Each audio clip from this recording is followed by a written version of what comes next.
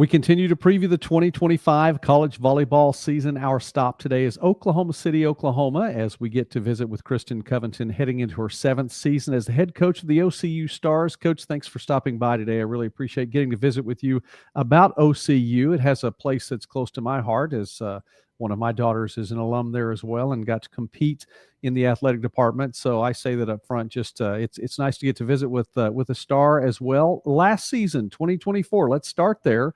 15-15 overall, right there at the midpoint. You had a great Sooner Athletic Conference record, 14-8 overall. Tell us a little bit about last year. Yeah, we underachieved a little bit, but we started the season playing our first 6 games were against top 25 opponents. Our best player, conference player of the year, was out for all of those games. So we go and play the number, I think 3 and 7 and 15 and 7. I mean, it was insane. Like, we scheduled very difficult on purpose. But so Ruby Kelly, who ended up being the conference player of the year, rolls her ankle in preseason. And then I think right before the first match, we had someone else roll their ankle. So we're down our libero, we're down one of our best players. But, we competed. So we scheduled hard, but we went in there, we competed really well. I think what that did for us was set us up for success in the future, because we had a bunch of freshmen that had to step up.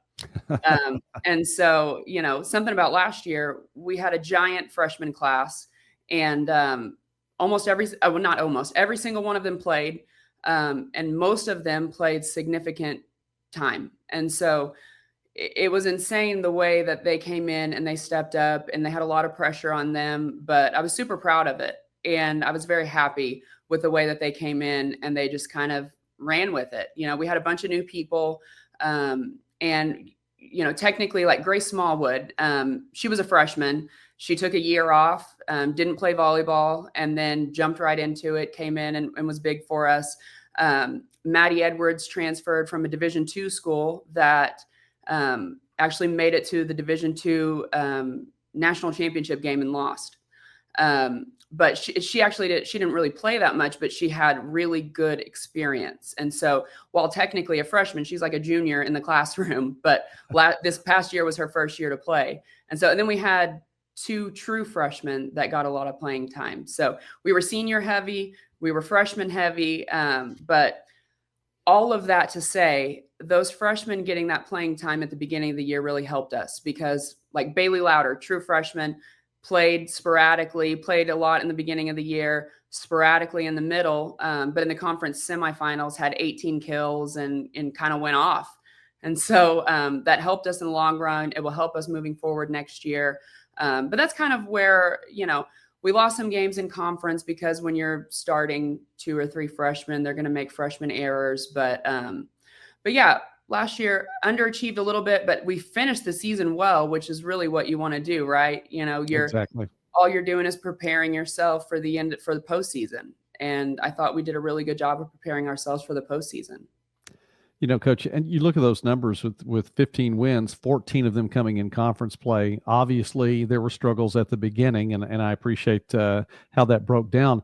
Another thing to your point there, you can't replicate experience. And for those freshmen to get that experience, and also in conference play too, then yeah, it does bode well for the future. So before we get too far into the future, you talked about Ruby Kelly. I want to give you a chance to talk about her just a little bit more. Player of the year in the conference, attacker of the year in the conference, and All-American, and just had a stellar career for OCU. Yeah, she's one of a kind. She's one of those players that you don't replace. Just because, and I've known Ruby for a very long time. She played in our club system with Rise Volleyball Club, which I'm a part of. I'm a board member for them, and I coached for them for a long time. And so she played for us at Rise, and I knew she was going to be good. Didn't quite know she would be as good as she was. But she's one of those freak athletes where it's very rare to have a middle attacker, a middle hitter play 6 rotations. You don't see that. I've only been coaching for 15 years in college, but I've never seen it. I've seen it once actually, but I've never seen it for us.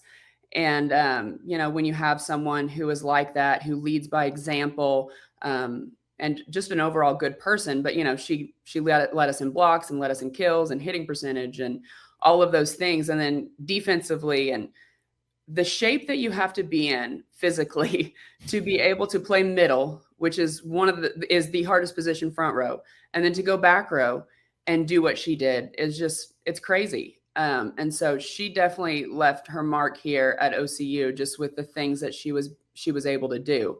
And I demanded a lot from her, and she just said, okay, I'll do it. And she would have ran through a brick wall if I told her to do it. And so it's nice when those kind of players are just really good people as well. Yes. That's rare. It's rare. And so we're going to miss her. And like I said, she's not someone that you can just replace.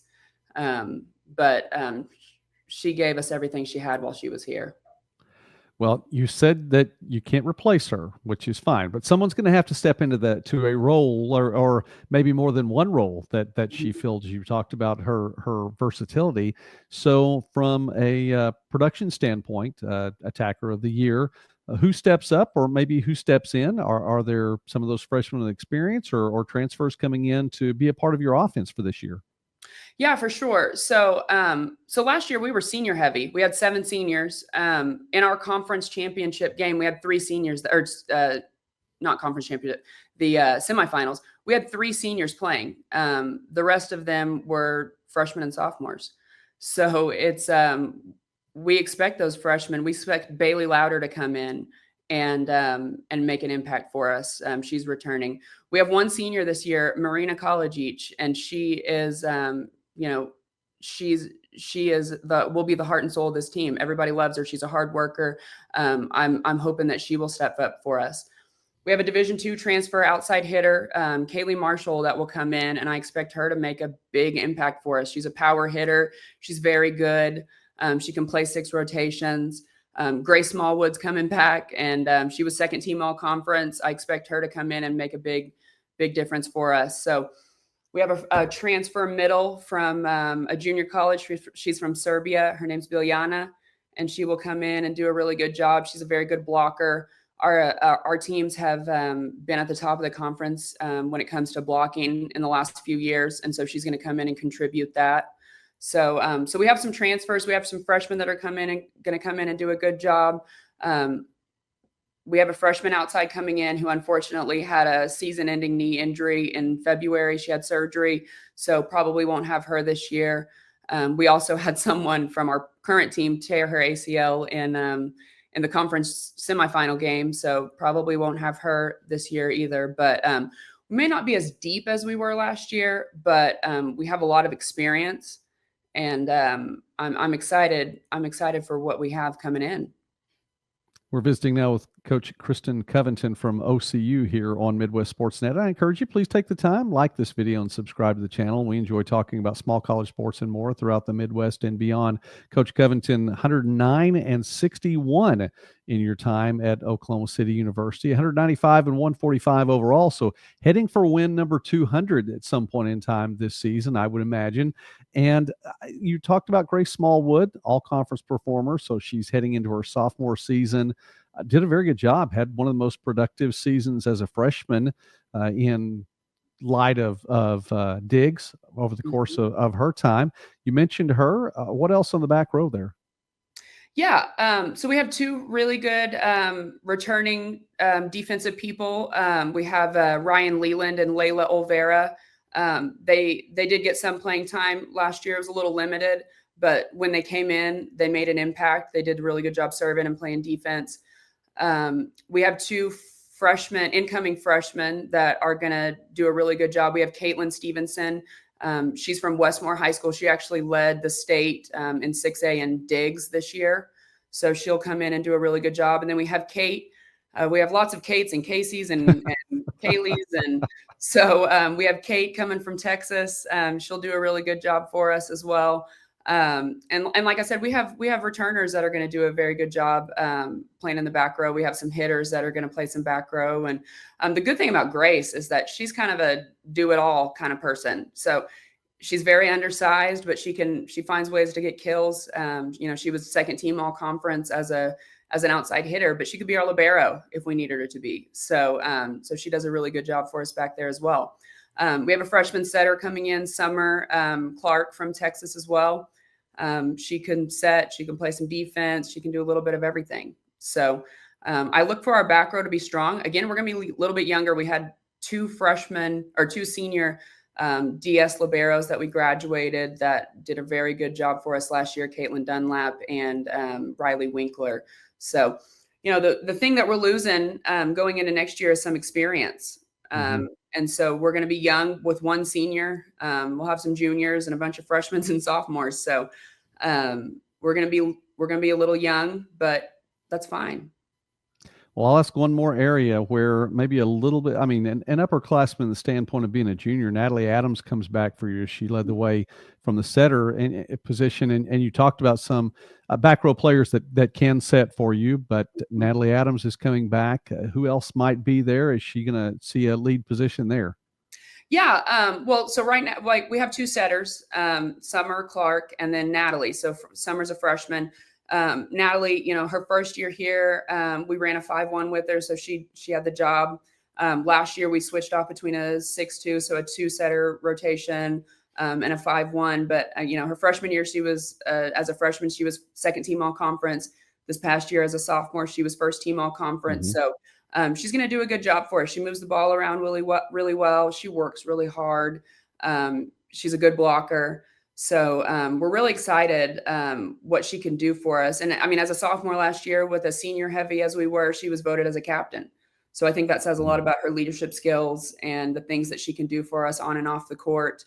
And I know she's working hard this summer. So because her and I have been talking a lot. So and I get these updates on my Apple Watch. All my girls, they like to share their workout stuff with me. So I get all these updates whenever they work out. And so I know she's working her butt off right now this summer trying to get ready.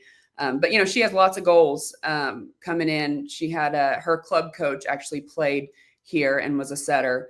So I know I think her goal was to beat some of those records that her club coach had when she was here at OCU. So she has some lofty goals that she wants to meet, but she's going to bring us some experience. She's been starting since her freshman year and she will be a junior. So she'll bring us some leadership that we really need. Coach, as we're getting to know more about the OCU program, we've been looking to get to know more about coaches this summer. So the question of the summer has been this: what is your favorite 80s song or 80s band? Yeah, so I'm 37, so I'm not old. No. I think 37 was old, and now that I'm 37, I'm like, that's not old at all. I'm an old soul. I have always in college, my mom has always said I'm an old soul. I love the Eagles. I love Phil Collins. I love Genesis. I only listen to old country. I'm a Toby Keith fan. Huge Toby. My dad grew up with him, so we're big Toby people. So anything Toby, that's me. Anything old, that's all I listen to is 80s and 90s. So I don't know that I can pick music. One. Man, I don't know. Is Phil Collins and in the 80s? I don't know. Yeah. So Phil Collins, I love anything from him. So a singer, a percussionist, the guy could do all kinds of stuff. And I think in the Oklahoma City area, you have to have a little bit of Toby Keith in your repertoire at some point. So that's all right. Okay, Coach, that sounds good. That works. You passed. No, anyway, the season gets underway from this recording in about a month and a half. You go down to San Antonio, Our Lady of the Lake hosting an invitational down there. Then you go to Parkville, Missouri, Park hosting an invitational there. And then it's a very tough senior athletic conference schedule once again. You mentioned that, there were challenges along the way. You have the kids with the experience. There are some tough teams at the top, and I know you're right up there at the top as well. So tell us a little bit about what 25 might look like. Yeah, I think starting out, we're going to get running real quick. We move in, I think, August 5th, and our first game is the 14th, I believe. So we're going to have a very short preseason, but it'll be good for us. I like doing that. We'll go down there to Texas, and we'll play some good teams. We'll go up to Parkville, Missouri, and play some really good teams. Parkville is always ranked, or Park is always ranked. St. Mary's is always ranked. So we'll play some very good teams up there, which prepare us for the grueling Sooner Athletic Conference schedule that we have to play. Nelson and Texas Wesleyan always are very good. We've competed, I think. So we won the conference championship 5 years in a row. And I think every single year it was against Texas Wesleyan. And so they are always a very good team, and they reload. The conference is going to look a little bit different because there's a lot of people that had good seniors that graduated. And so almost every single school had top players that were seniors that graduated. So I do believe it's wide open, and there's been a lot of parity in our league. I feel like it used to be really top heavy. The first 4 or 5 teams were up there, but I mean, everybody has gotten a lot better, and there's no, easy matches anymore. And so it's always hard to go to Wayland. It's always hard to go to John Brown. They're always solid. We added College of the Ozarks last year, and I knew that they were going to be tough, and they gave us a lot of grief this year. I think we went there very first conference match of the year. We won in 4, but it's a tough place to play. They have a very good crowd. And then I think we beat them here in 4 maybe as well. So lots and lots of tests for us, but I think we're going to be up for it. Like I said, we're not going to be as deep, but we're going to be ready. We're going to be ready. We have those freshmen that got a lot of experience last year. So I think they're going to step up to the plate and be ready to take care of some business. All right. That sounds like fun. Sounds like a good year, and should be a lot of fun for OCU fans to get to watch. Coach Kristen Coventon, thank you so much for taking time with us today and previewing 2025. Success to the Stars this season. We'll follow you over the course of the year, and we appreciate getting to visit with you today. Thank you so much for doing this, and we're excited, and we're ready to get going, and go Stars.